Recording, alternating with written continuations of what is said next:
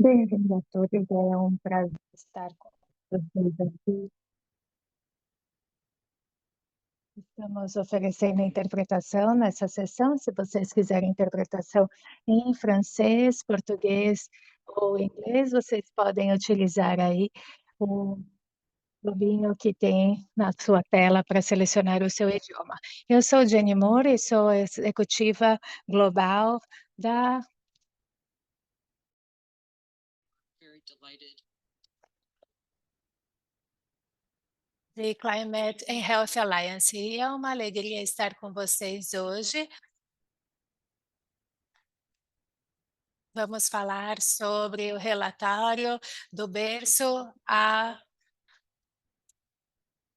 tumba dos combustíveis fósseis e a necessidade da transição justa. E, além disso, vamos registrar essa sessão, vamos gravar essa sessão, que será compartilhada depois de terminarmos esse momento. E o propósito dessa reunião é apresentar uma revisão desse relatório. Vamos apresentar essa revisão e o que temos encontrado.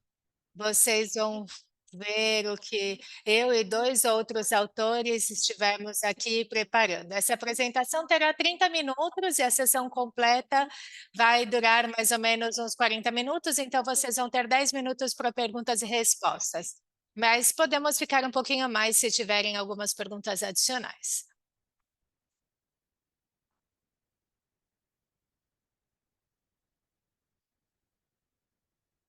Então, por que esse relatório e por que agora?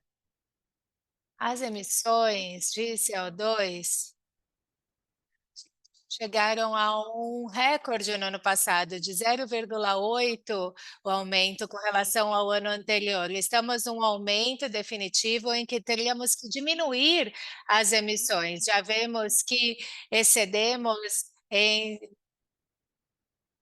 mais do que deveríamos, do que era importante. Já vemos o que está acontecendo com os pacientes nas nossas comunidades e muitas vezes isso não é reconhecido. E não vemos a escala total desse problema. Além disso, há algumas formas em que ainda há brechas nas pesquisas e estudos, e não há atualização dos danos, e a nossa agência, a AHA, mostra que há mais de 200 organizações entre os nossos membros formais e representamos a 46 milhões de profissionais da saúde em mais de 125 países da Aliança Global para o Clima e a Saúde, e vemos que a saúde é um estado de completo bem-estar físico, mental e social, e não apenas a ausência de doença.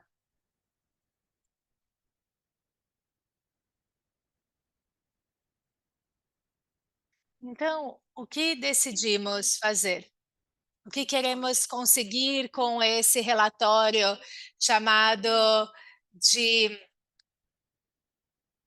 berço ao túmulo? Queremos justamente entender quais são os contaminantes que acontecem desde o momento que é tirado no processamento, inclusive quando as instalações deixam de funcionar. E como o ser humano é impactado pela poluição dos combustíveis fósseis, e queremos analisar como esses riscos podem acabar sendo combinados. E quais são as comunidades mais afetadas, quais são as populações mais afetadas. Acredito que o que esse relatório traz é justamente o quanto essa informação junta, analisa o ciclo de todo o combustível fóssil, de toda a etapa do ser humano, desde antes de nascer até a sua velhice, e o seu impacto no corpo, em todos os sistemas, todo o sistema do corpo, não só o pulmonar, é um enfoque integral à saúde, considerando a ampla gama de riscos e como isso está composto. Não são novas evidências, mas o que tentamos fazer aqui foi reunir toda a evidência já robusta, científica que há desse tema, complementada por uma revisão desses estudos com testemunhos pessoais, para realmente trazer um entendimento mais amplo do que significa realmente tudo isso para o impacto no ser humano. E para garantir que seja feito da melhor forma, foi realizado por 15 especialistas da saúde pública, toxicologistas, também especialistas legais, né, juristas e também em políticas públicas. E para isso eu vou passar a palavra para a minha colega. Muito obrigada, Jenny. Com relação à pesquisa sobre combustíveis fósseis, é muito claro que há um impacto negativo sobre a saúde, desde que surge o poço de extração até quando é utilizado e também quando é descartados, quando são descartados esses resíduos. Nós sabemos que existe enfermidades como pulmonares, cânceres, né? De pulmões que impactam a saúde, especialmente afetam as comunidades próximas do lugar de extração, como crianças que acabam sofrendo de asma ou enfermidades vasculares, a extração de gás e petróleo que provoca risco na saúde das pessoas. E algo que temos repensado é que as crianças que nascem de pais que vivem próximo a essas regiões de extração são crianças que têm o dobro de possibilidade de desenvolver leucemia linfoblástica aguda em comparação a crianças que vivem distante desses lugares. Então, esse é apenas um dos riscos de viver próximo a esses lugares. E é um risco que está fora do controle. As pessoas fazem o melhor que podem para viver de uma forma saudável, junto às suas famílias e seus filhos, mas uma empresa de combustíveis fósseis faz com que essas comunidades não sejam saudáveis, porque estão aí. E isso precisa ser dito, né? Mostrar esses riscos. Por exemplo, o vazamento nas tubulações. Em 2010, entre 2010 e 2021, se estima que há um vazamento de gás a cada 40 horas nos Estados Unidos. E isso pode causar não só explosões, mas também contaminação nos sistemas de água.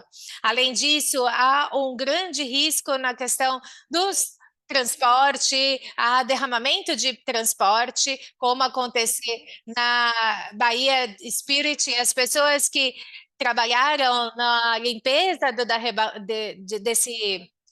desse tipo de derramamento sofrem também com os riscos de desenvolvimento de doenças como cânceres gástricos e todas as pessoas que vivem próximo dessa cadeia de combustíveis fósseis sofrem. Sabemos, por exemplo, que viver próximo de uma autopista, de uma rodovia, é um risco. As pessoas podem desenvolver asma, crianças desenvolvem problemas pulmonares e adultos que sofrem com os problemas respiratórios e aumentam esses riscos de problemas cognitivos. Encontramos estudos que analisam o que acontece quando acabam com algum tipo de contaminação ou que sofrem com uma diminuição da visita das crianças à emergência médica por episódios de asma. E isso é um dos riscos. Quando essas pessoas se afastam desse tipo de espaço de ambiente, a saúde dessas pessoas melhoram. Então, já sabemos que esses ambientes são prejudiciais para o ser humano. E os combustíveis fósseis afetam todas as partes do corpo humano. E os pulmões, obviamente, são aqueles que mais conhecemos, mas impactam também outras partes do nosso sistema humano. Há contaminantes químicos que se acumulam no nosso corpo e podem impactar E isso fica no ambiente devido à produção do combustíveis fósseis. E isso, além disso, além de tudo isso, é complexo medir a emissão de combustível fóssil. E umas coisas que são provocadas podem ainda ficar mais tempo no nosso corpo e desenvolver algo que pode estar presente na infância pode se desenvolver apenas na adolescência ou inclusive na idade adulta, como ou desenvolver a doença de Parkinson, que acaba acontecendo após 20 anos. Existem riscos que impactam ao longo de toda a vida e que também acaba impactando enfermidade, em enfermidades cardíacas e que são também fruto do convívio com combustíveis fósseis e essas instalações de extração desse combustível. O coração é um órgão-chave e que está sendo afetado por essa contaminação. Nesse relatório, vocês verão evidências de outros tipos de doenças e cânceres que são além de pulmões, mas também de boca, câncer de pele, de estômago, de rim, tireoide, próstata, cólon, enfim, são vários órgãos que estão expostos a esse tipo de doença e que vem da produção e extração do combustível fóssil e que impacta, inclusive, tem mudado o nosso DNA. Essa é uma das formas em que essas partículas acabam mudando o nosso DNA e causando outras enfermidades, como cânceres mais para frente. Há momentos chaves na vida do ser humano em que as pessoas acabam ficando mais expostas, como no período pré-natal. E os pais que fazem tudo o que podem para se preparar para o recebimento de um novo filho, uma filha, preparam um berço para esse novo ser humano que está chegando na família, o próprio ambiente em que vive e coloca em risco essa criança, que pode sofrer de várias doenças congênitas muito graves, incluindo espinha bífida, defeitos neurais e defeitos orofaciais. Então, temos, por exemplo, leucemias, aumento em leucemia em crianças que são expostos a gases de exposição da extração de gases de efeito estufa.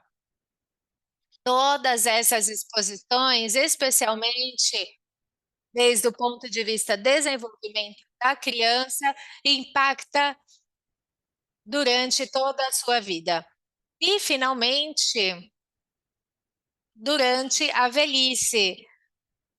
Há também uma evidência de que a exposição à poluição atmosférica impacta também a idade adulta, principalmente aos idosos. A adolescência, claro, é um período chave de desenvolvimento, onde é provável que a saúde esteja impactada. Ainda não temos a quantidade de dados que nos gostaria durante esse período, e estamos pagando pela contaminação de combustível fóssil através da vida dessas pessoas que nós vemos que se enfermam devido a essa extração e a utilização de combustíveis fósseis. Acho que o seu microfone está fechado. Ah, desculpe. Obrigada, Jane.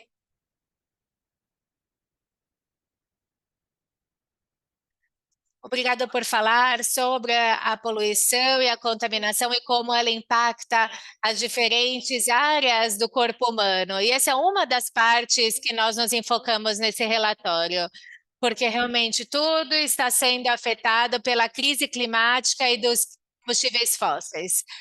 99% das pessoas na Terra respira ar poluído e a carga mais pesada acaba caindo sobre as comunidades mais vulneráveis e marginalizadas, que estão economicamente, socialmente, politicamente menos desenvolvidas. São aquelas populações que estão próximas a essas regiões marginalizadas, não somente nos Estados Unidos, mas também na África, na América, e onde essas pessoas que vivem próxima a esses lugares de extração e produção de combustíveis fósseis. E vemos isso durante toda a preparação desse relatório. No relatório, além das usinas, também estudamos o modelo social e econômico da indústria de combustíveis fósseis, onde verificamos danos tangíveis à saúde, como também o impacto social, físico e mental do bem-estar e o critério que isso acaba gerando. Esses projetos têm deslocado essas comunidades mais vulneráveis, como também as comunidades indígenas e locais. Há conflitos, há corrupção nesses governos, em muitos casos, há indústrias que influenciam os governos e exploram as leis mais frouxas de direito meioambiental dos países em questão. Nós temos visto a falta de informação propagada por essas indústrias em todo o mundo e os casos da indústria dos Estados Unidos que tem sido investigado pelo Congresso por usar táticas de desinformação, da mesma forma como acontece na Nigéria, Moçambique e outras partes do mundo, em que as indústrias de combustível fóssil têm usado de repressão contra as comunidades que se opõem à infraestrutura dessas plantas e usinas que tratam de mostrar ou documentar o quanto essas pessoas têm sofrido com na sua saúde mental e física. Temos também dados sociais e econômicos do quanto essa indústria tem impactado, casos documentados nesse relatório. Empresas que prometem empregos e que submetem as pessoas a abuso, violência, instabilidade econômica e inclusive abuso sexual e moral.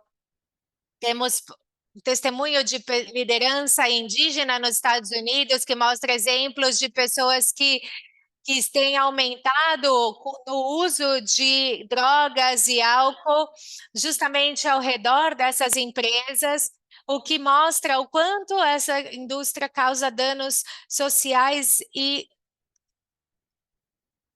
acaba vulnerabilizando essas comunidades. Essa é uma situação que nós capturamos nesse relatório, que vemos justamente algo que os combustíveis fósseis não só lideram a crise climática, mas também acaba impactando a toda a infraestrutura que está construída em áreas baixas e costeiras, litorâneas, que podem facilmente ser inundadas e afetadas por furacões, como na costa do Pacífico, que nesse caso o furacão Katrina impactou na década dos anos 2000 essa comunidade e teve um derramamento de petróleo tremendo. Vemos também excessivas emissões durante ciclones, inundações no sul da Ásia, no Sudeste Asiático, que já estão documentados nesse relatório.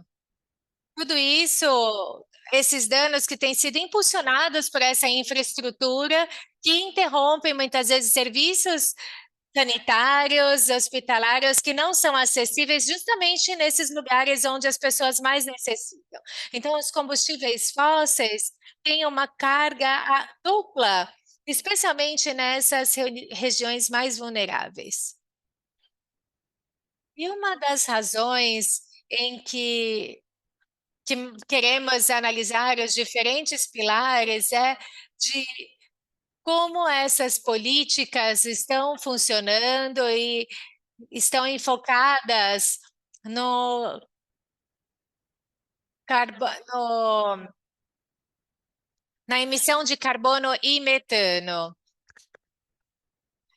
A lente da política climática é muito estreita e acabamos dessa forma enfrentando uma baixa captura de carbono, o que não é o que esperamos.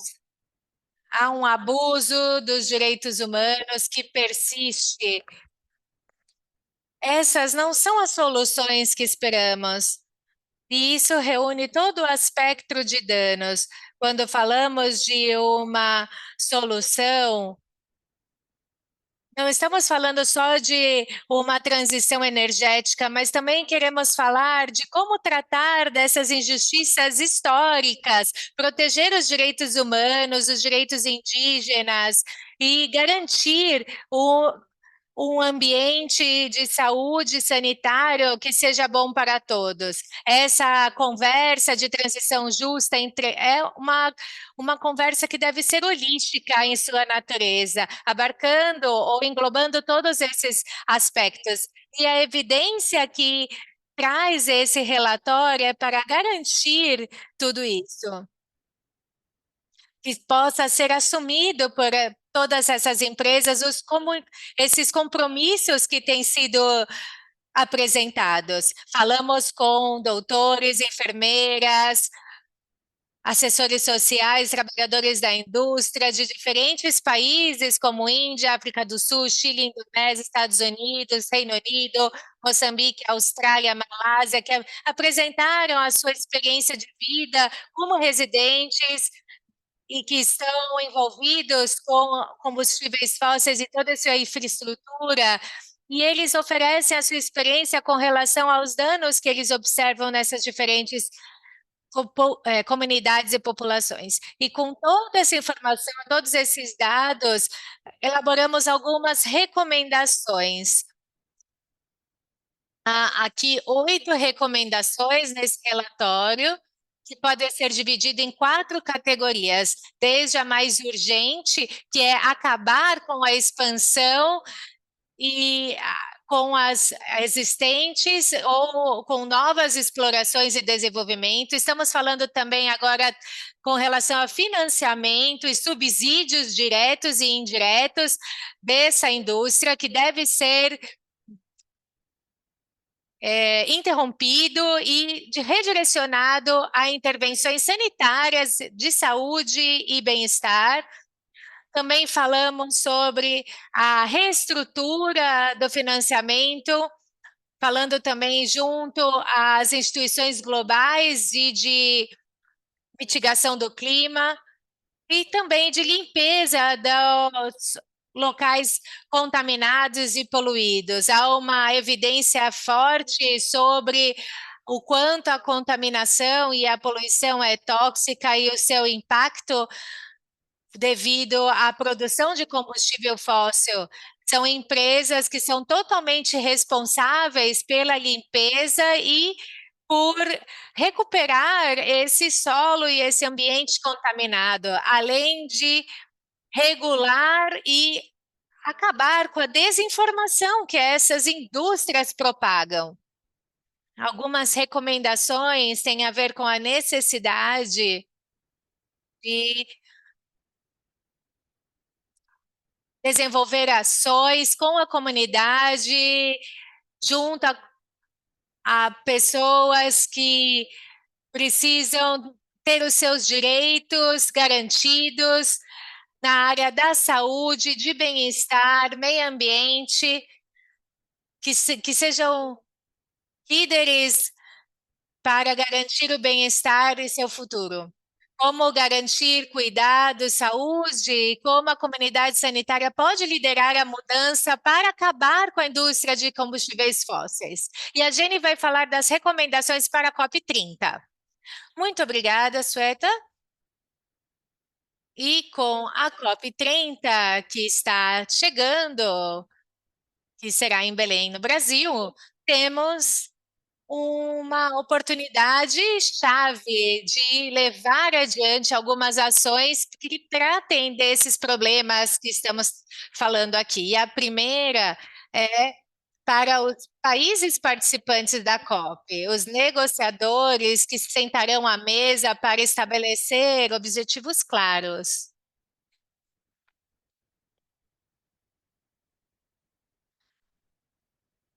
Precisamos fazer com que essas metas sejam medíveis, que países se comprometam com ações medíveis, com prazos claros, que se comprometam com uma transição a uma energia limpa que seja acessível para todos. Sabemos que muitas comunidades nem sequer têm acesso à energia que precisam, e esse acesso à energia deve ser expandido com energia limpa. Além disso, deve haver um grande foco no programa de trabalho a uma transição justa esse ano na COP30. E os países estão já adotando princípios de um trabalho de transição justa, mas que sejam princípios, como diz Suíta, que sejam holísticos, uma transição não só de trabalho a trabalho, mas que esses trabalhadores da indústria fóssil que passam à indústria não fóssil também possam considerar o impacto às comunidades que vivem ao redor e se alimentam da indústria de combustíveis fósseis, porque também serão impactados, que hajam acordos que possam sustentá-los a longo prazo. E, finalmente, temos visto, desde o Acordo de Paris, uma explosão de lobistas da indústria de combustíveis fósseis que tentam é, entrar nessas delegações e que inclusive estão na presidência da COP, pessoas que são atores dessa indústria, são líderes dessa indústria, e isso não deve acontecer.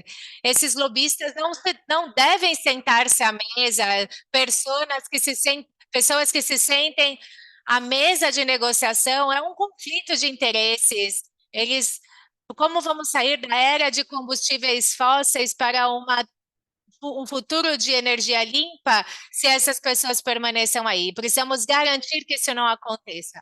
As empresas de comunicação, relações públicas que representam a COP não podem ceder às indústrias de combustíveis fósseis para evitar a desinformação. Esse relatório, então, está embargado até o dia 16 de setembro. No dia 16 será lançado de forma online e estamos muito emocionados por isso. Temos alguns palestrantes que conversarão conosco acerca dos impactos dos combustíveis fósseis e o que isso implica. E espero, por favor, que vocês respeitem esse embargo, por favor, e esperem até o dia 16 de setembro, tá bom? E seguindo, então, essa coletiva de imprensa, essa reunião de imprensa, eu, Sweta e Jane, os autores desse relatório, podemos organizar entrevistas e vocês podem contatar também o Dave, se quiserem participar. E podemos abrir então a sessão para perguntas. Estaremos muito felizes para respondê-las. Vocês podem escrever no Q&A ou mesmo no chat. Vamos pegar algumas das perguntas para fazê-las aqui.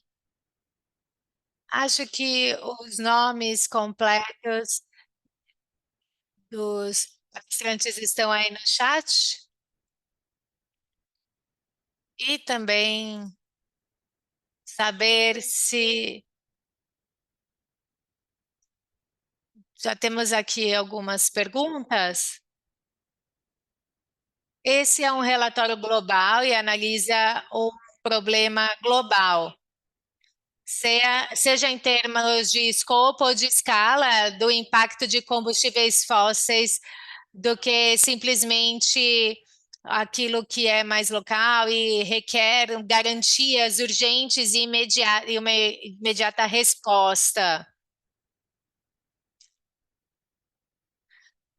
A pergunta de Chetan é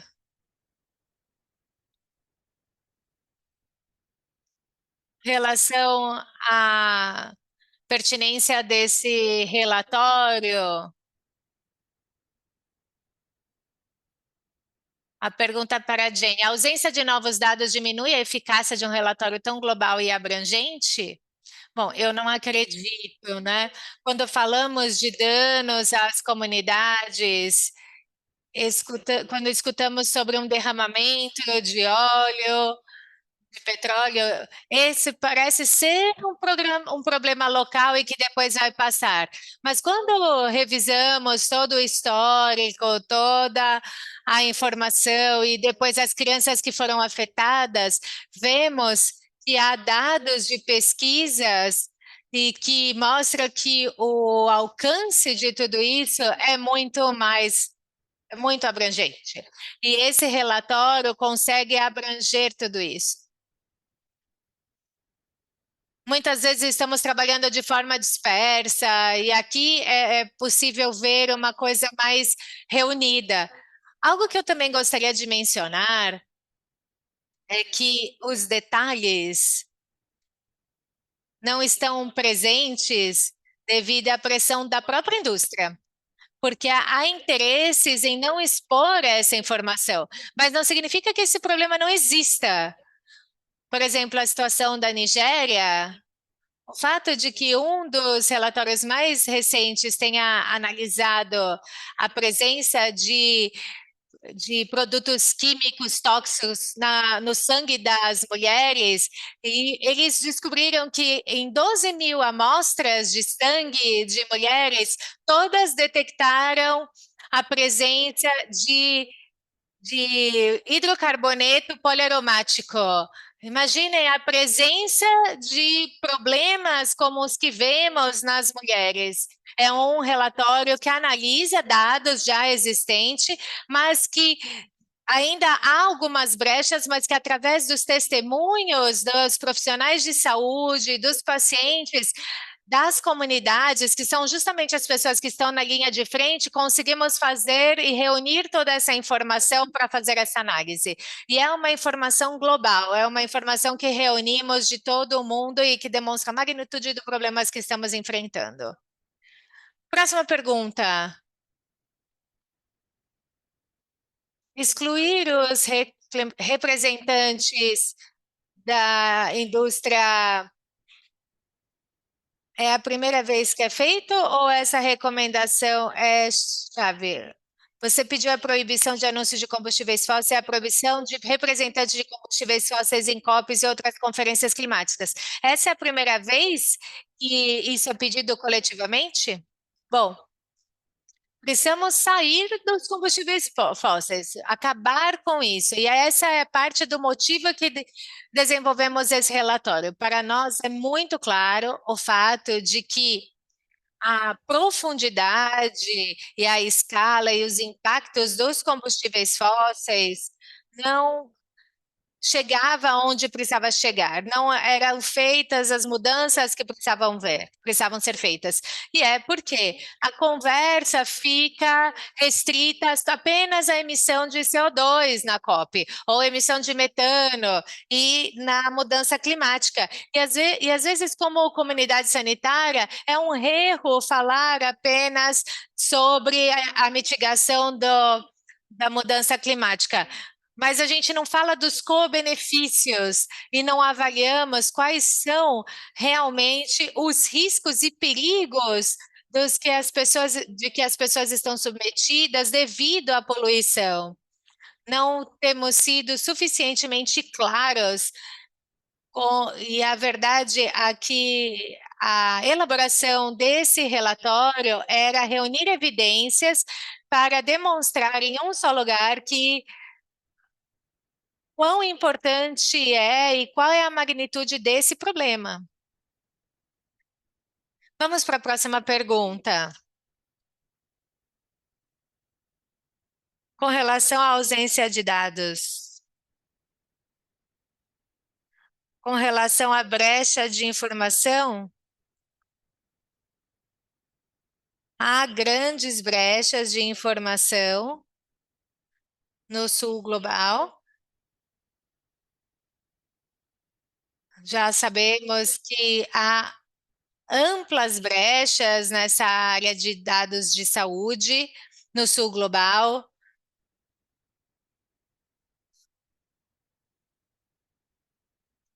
Sentimos uma exageração, porque há países como Equador que vivem da extração e já escutamos histórias em como a saúde das pessoas que vivem ao redor dessas instalações tem sido afetadas, mas não há nenhum estudo com- que evidencie de forma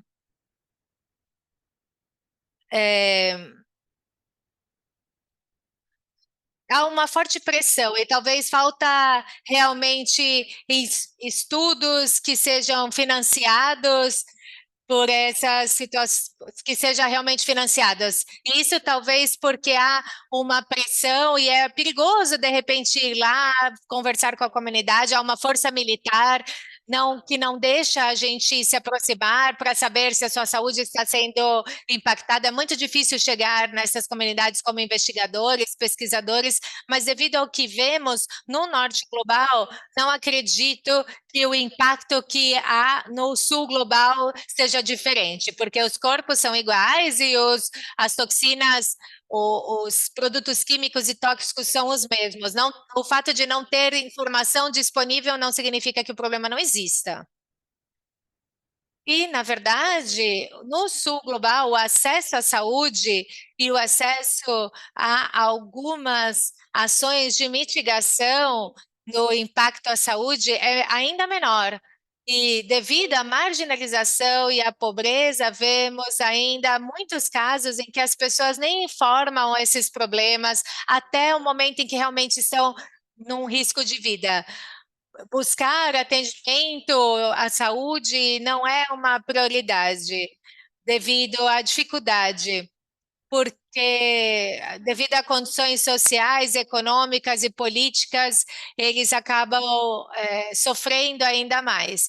Então, com relação ao comentário anterior de ser a primeira vez eh, em que mencionamos que é necessário banir realmente as empresas de combustível, a proibição de que estejam aí, isso não é um caso social, é um caso médico, sanitário, é uma urgência sanitária que precisamos abordar, além da desinformação dessa indústria e o quanto ela tem influência na sociedade. Obrigada, meninas. Há uma pergunta também sobre,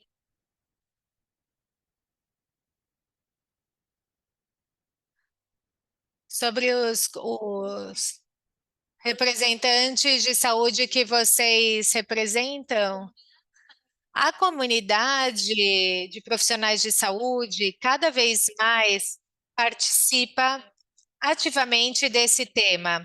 Na COP28, nós enviamos uma carta dos principais representantes das organizações de saúde de vários lugares do mundo, fazendo ênfase que os combustíveis fósseis devem ser substituídos justamente para proteger a saúde das pessoas.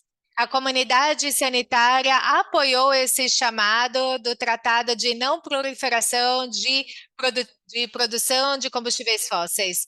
E a OMS apoia também esse chamado. A comunidade de profissionais da saúde tem estado presente em lugares e momentos chaves para pedir, inclusive nas próprias comunidades e, inclusive, temos aprendido sobre o tamanho desse problema. Quando estivemos elaborando esse relatório, aprendemos muito mais com relação ao danos às comunidades afetadas, o alcance do problema e a necessidade de tratar, porque o quanto esses tóxicos, esses produtos tóxicos impactam o ser humano, há muito ainda que a comunidade sanitária pode aprender desse problema.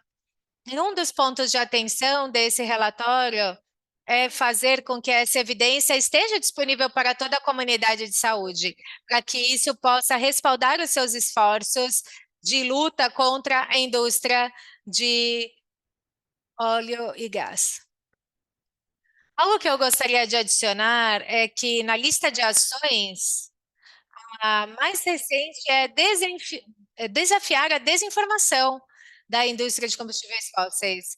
E 75 organizações de saúde, todo mundo se comprometeram com uma campanha contra a desinformação e também em trabalhar com empresas de relações públicas que trabalham para a indústria petroleira. Então, como disse a Jenny, temos muitas coisas para aprender, muito que podemos avançar, e esse relatório foi preparado para que toda a comunidade esteja preparada para isso. Lançamos essa campanha contra a desinformação esse ano e esse foi um momento chave. A ideia é trabalhar com as agências que apoiam a desinformação ou que fazem esse greenwashing, lavagem de imagem, e que fazem que a sua missão como entidade de saúde seja incompatível com o seu posicionamento. Uma pergunta da Daniela do Brasil. A presidência da COP30 convida CEOs de empresas petrolíferas a discutir sobre a transição. O que vocês acham disso? Acho que essa evidência vai ser importante. Que a presidência analise a escala e a instância. Uma das recomendações-chave que esse relatório produziu é sobre a responsabilidade. Quando falamos da transição, ela deve ser justa. Isso significa que as pessoas que são responsáveis pelo problema devem tomar essa responsabilidade, não apenas de limpar a sua poluição, mas também de compensar as comunidades pelo dano que causaram. O dano que não é só físico, mas também mental e para o meio ambiente. E qualquer conversa que não inclui a responsabilidade e a justiça para os que são mais marginalizados, os mais pobres, as comunidades indígenas, na minha opinião, não é uma transição justa. Então, eu acho que o nosso papel é informar a presidência e garantir que a responsabilidade é chave nessas conversas.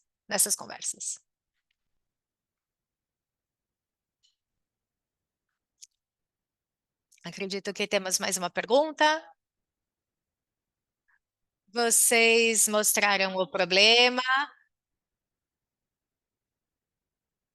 e não tem informação que apoie isso, mas vocês têm alguma solução para as indústrias que vão substituir os combustíveis fósseis?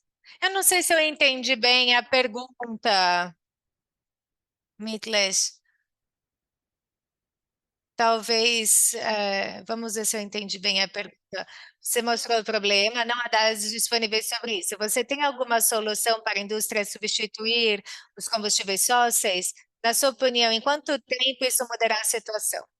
Bom, acredito que, se eu entendi bem a pergunta, vou tentar respondê-la. A capacidade de energia solar ou outros tipos de soluções mais efetivas de energia limpa tem mostrado a possibilidade de expandir o acesso à energia e mostrar um acesso resiliente, onde a energia elétrica pode ser redirecionada e a utilização de pequenos painéis solares pode ser uma solução. Um dos problemas é que a indústria de combustíveis fósseis tem sido subsidiada por dinheiro público para que cada vez seja mais barata. E isso é uma grande pressão, né? Então, uma solução para a substituição dos combustíveis fósseis, o que vemos é que o preço da energia solar ela está caindo, a capacidade técnica para fornecer essa energia, fornecer confiável vai aumentando, um dos problemas é que a indústria dos combustíveis ela continua sendo sustentada por subsídios públicos e o problema agora é que essa escala está inclinada a favor da continuação dos combustíveis fósseis. Então, eu gostaria de falar desses marco também, porque a indústria de combustíveis fósseis tem mais de 200 anos, mas continuamos tendo pobreza energética. Tem pessoas que ainda não têm acesso à energia. E o que esse relatório deixa claro é que os combustíveis fósseis não são a solução. Então, as comunidades que vivem próxima dessas instalações, dessas usinas petrolíferas, elas enfrentam pobreza e também problemas de saúde devido à poluição. Então, nós vimos isso, eu posso falar isso da minha experiência com a Índia, as comunidades, cidades que estão ao redor dessas minas são as que têm, as que estão mais próximas dessas regiões e são as mais pobres. Então, realmente, reiterando ao que disse a Jenny, a energia renovável, nesse momento, é uma das ela está se tornando cada vez mais barata, mais acessível, pode ser adquirida de forma descentralizada e pode oferecer a energia necessária para o cuidado da saúde e o desenvolvimento geral das comunidades. E como as opções estão presentes cada vez mais baratas, acessíveis e limpas, por que seguir com a energia fóssil? Bom, dois pontos. Uma história de colegas que participaram de um evento na Nigéria. Eles diziam que a energia solar, inclusive nas clínicas, era muito mais confiável versus o uso de energia baseada em petróleo, né, em combustível fóssil dos geradores, porque muitas vezes eles nem conseguiam receber em Serra Leoa.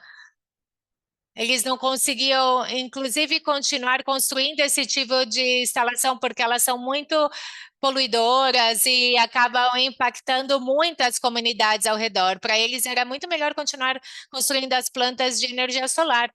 Então, a verdade é que é realmente impactante transicionar para a energia limpa. É necessário fazer esse movimento, e eu sei que não é fácil, mas já não tem motivos para que os grandes projetos de energia elétrica e plantas de energia elétrica não sejam de energia limpa. Eu quero repetir que os danos desses produtos tóxicos permanecem no ambiente por décadas e continuam fazendo danos, e são danos que não são sempre imediatos. Estamos falando de pessoas e gerações de pessoas que vão sofrer com esses produtos químicos. Então, isso é absolutamente inegável, e se a comunidade científica não se manifesta, isso vai continuar impactando essas pessoas, e isso vai aumentar os custos de saúde e tem a capacidade de prejudicar as pessoas nos próximos anos, e isso é um custo para a saúde, alguém vai ter que pagar. Então, em termos de solução, precisamos manter aberto todas essas alternativas, como mencionamos, como a construção de novas redes elétricas que devem ser descentralizadas, de energia renovável, para garantir que essas comunidades tenham acesso à energia, bem-estar e saúde. Miteleste, voltando aqui, Sweta esclareceu bem a pergunta e dizendo que a energia solar é limpa. Há alguma pesquisa que diz que não tem efeito sobre a vida das pessoas ou para o meio ambiente? Essa é uma pergunta que tem a ver com como vamos fazer a transição a essa nova energia e essa nova era de energia. Então,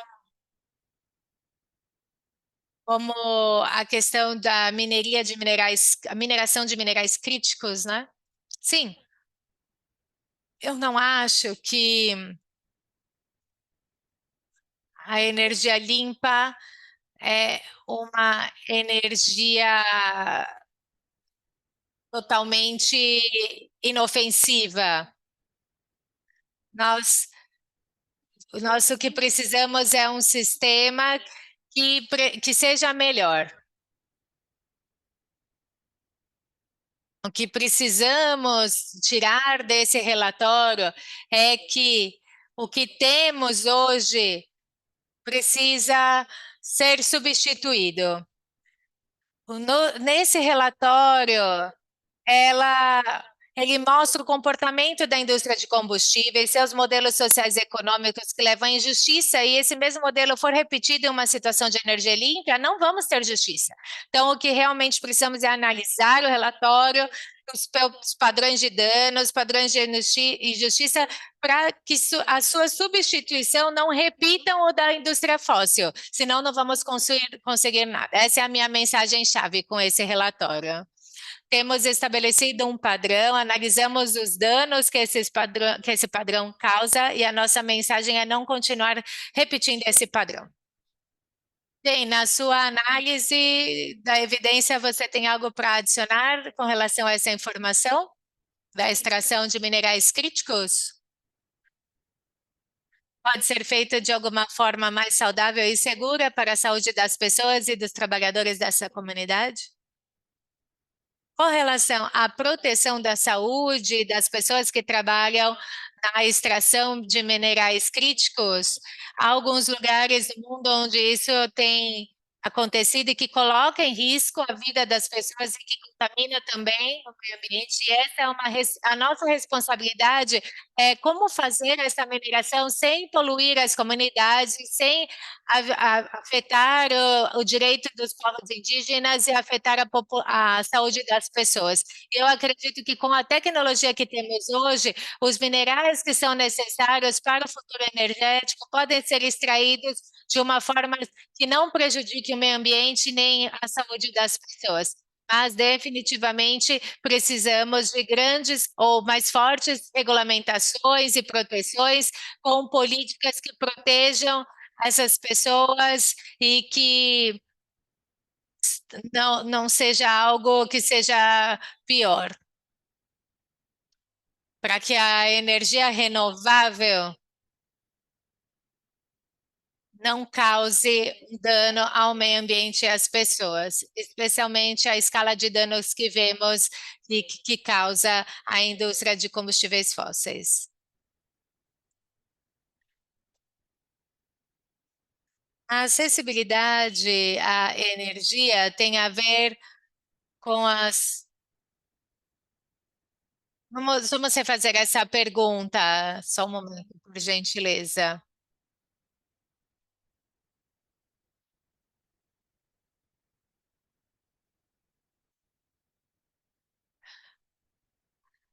A acessibilidade à energia também está ligada ao nível de pobreza, porque as pessoas que vivem abaixo do nível de pobreza e o acesso aos combustíveis fósseis, de certa forma, melhorou sua qualidade de vida em curto prazo, nos anos 90 na China e mais tarde na Índia. Como você aborda esse paradoxo?